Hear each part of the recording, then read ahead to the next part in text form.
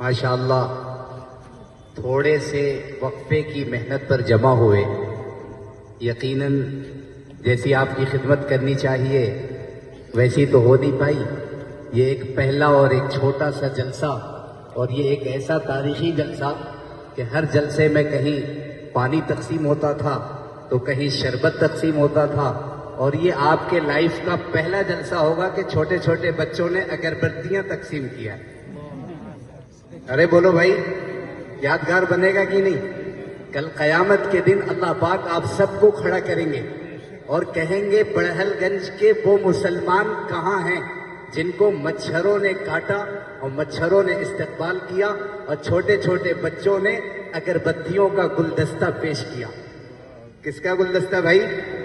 ارے کس کا؟ بولو یادگار ہوگا کہ نہیں؟ ارے یادگار ہوگا کہ نہیں؟ یہی ساری چیزیں ہیں جو کل قیامت کے دن جب ہم جنت میں اکٹھے ہوں گے تو آپس میں بات کریں گے. پتہ ہے کون سا عمل اللہ نے پسند کیا؟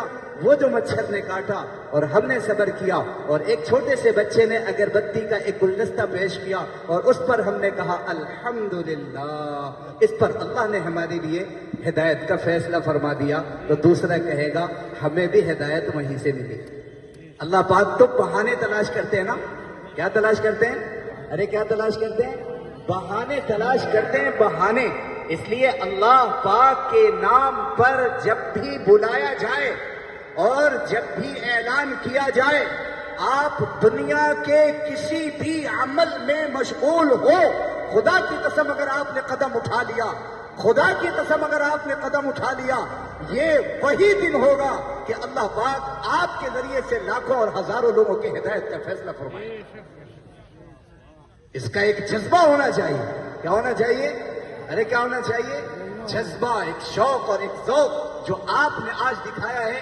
میں اور مفتی اسعد صاحب ابھی بات کر رہے تھے کہ جب بڑھل گنج والوں نے اس بار ایک ایسا اپنا انداز دکھایا اور اپنا مزاج دکھایا اور اپنی قربانی دکھائی اور اپنا مجاہدہ دکھایا، اب تو یقیناً انشاءاللہ 11 تاریخ کو ہونے والا اجتماع کامیاب ہو کر رہے گا انشاءاللہ.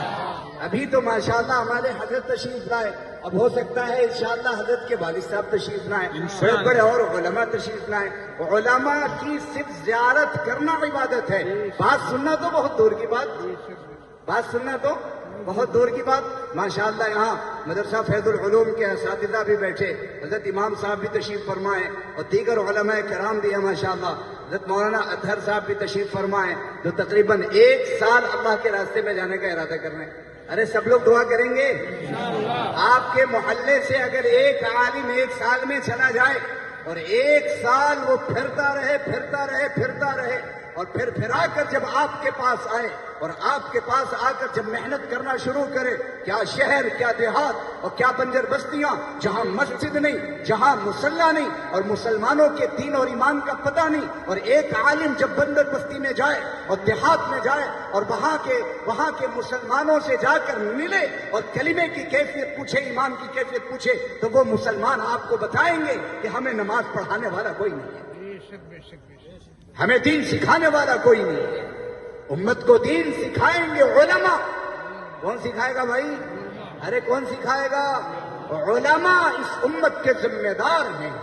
العلماء ورثۃ الانبیاء، انبیاء کے وارث علماء ہیں.